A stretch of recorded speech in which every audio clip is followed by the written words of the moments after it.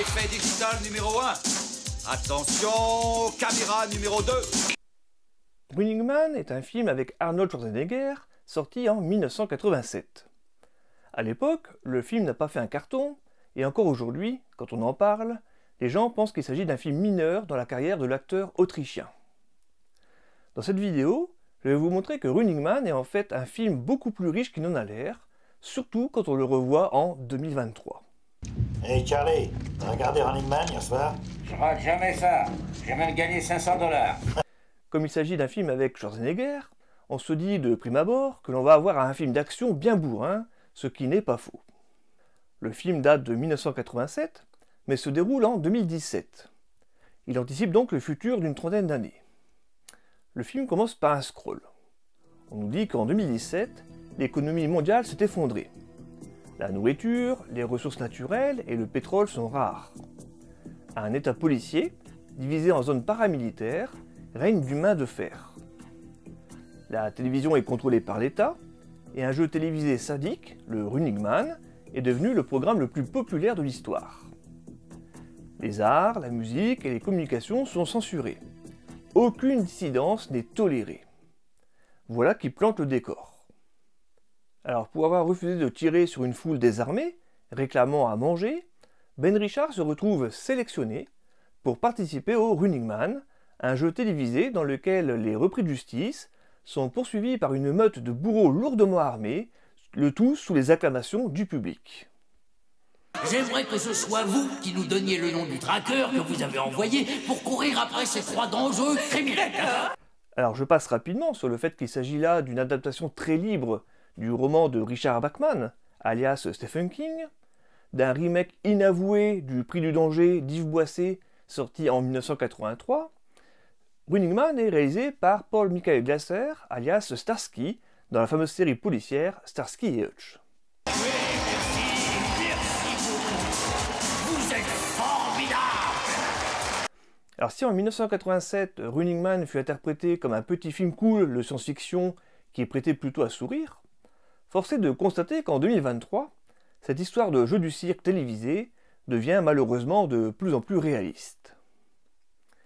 Le film traite des dérives de la télévision et de ce qu'elle fait naître chez les spectateurs rivés à leur écran. Ces connards pour moi! Il m'a touché, vous avez vu les mecs? Ça m'a touché! Dès le début du film, le ton est donné. On nous montre un plan large de la ville, dominé par des écrans géants. On nous parle de couvre-feu, des enfants qui peuvent dénoncer leurs parents, et un slogan terrible, « N'oubliez pas que voir, c'est croire ». Nous rappelons aux ouvriers ayant des laissez-passer de jour que le couvre-feu débute à minuit précise. Les personnes circulant sans laissez-passer valide après minuit seront incarcérées à perpétuité. Que les enfants n'oublient pas que le mois d'octobre est le mois des primes de recrutement. La prime sera doublée pour tous ceux qui dénonceront un membre de leur famille. ICS, votre chaîne de spectacles et d'information, vous rappelle à tous que voir, c'est croire. Cette télévision pratique d'ailleurs un mélange des genres plutôt douteux, parlant tout à la fois d'information et de divertissement. Ce qui n'est pas sans rappeler les talk-shows de 19h30 qu'on voit aujourd'hui à la télévision, je pense notamment aux émissions de Hanouna, dans lesquelles on passe du coq à l'âne sans que cela n'offusque personne. La course de l'âne.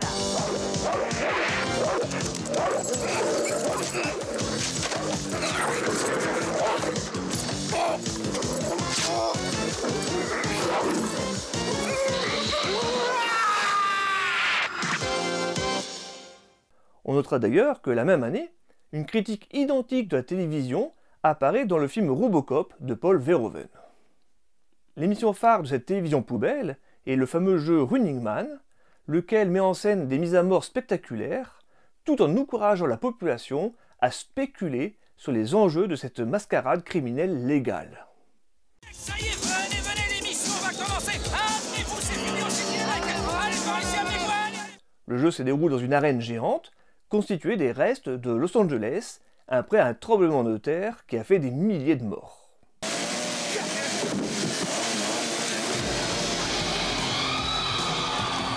Le présentateur et producteur vedette du jeu est Damon Killian, un personnage sans scrupules qui n'hésite pas à manipuler l'information ou à inventer des mensonges afin de justifier la participation et la mise à mort des candidats. Le but est bien sûr d'entretenir la violence et donc de maintenir le citoyen dans la peur. Vous voulez faire de l'audience, vous voulez que les blaireaux soient devant leur télévision au lieu de manifester dans la rue. De ce côté, le film montre également l'impact sur les spectateurs, servant de tribunal médiatique, avide de violence et totalement incapable d'analyser ce qui se passe sous leurs yeux.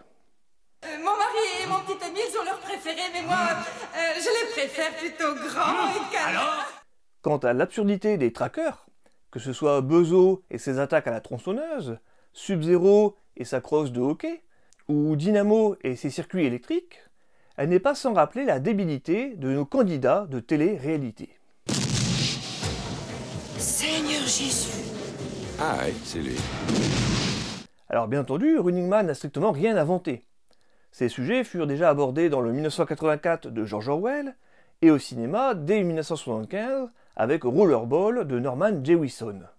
Puis on l'a dit dans Le Prix du danger, réalisé par Yves Boisset en 1983 et dont Running Man est une nouvelle adaptation.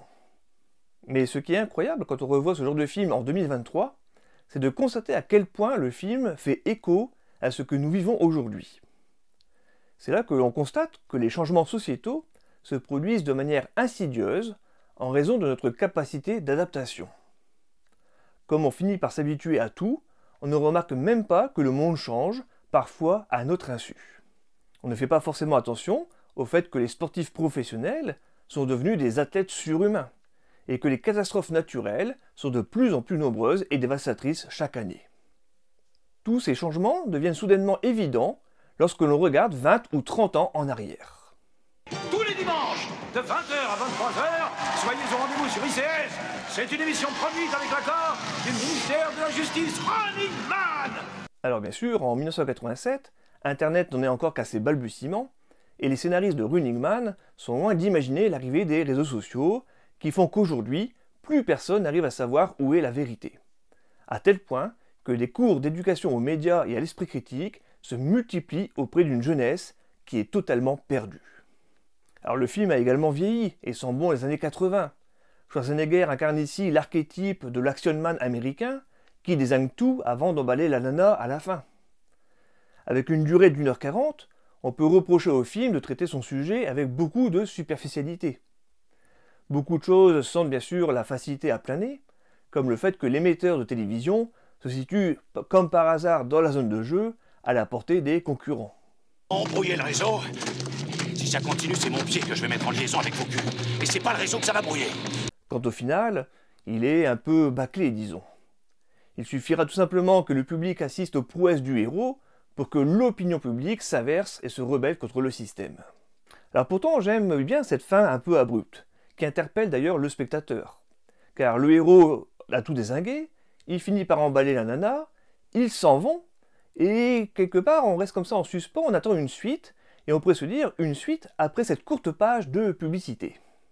Running Man a le mérite d'être un bon divertissement, d'être un blockbuster qui propose une réflexion à son spectateur, contrairement à tous ces films populaires que l'on nous propose depuis les années 2000, totalement vides de scénario. Ce n'est que de la télévision, après tout, rien d'autre. Ça fait 50 ans qu'on leur dit ce qu'ils doivent manger, ce qu'ils doivent voir, ce qu'ils doivent porter. Les gens aiment la télévision. Ils élèvent leurs enfants avec. Écoute, tu sais bien qu'ils aiment les jeux télévisés, le catch, ils aiment le sport et la violence. Alors nous, qu'est-ce qu'on fait? On leur donne seulement ce qu'ils réclament.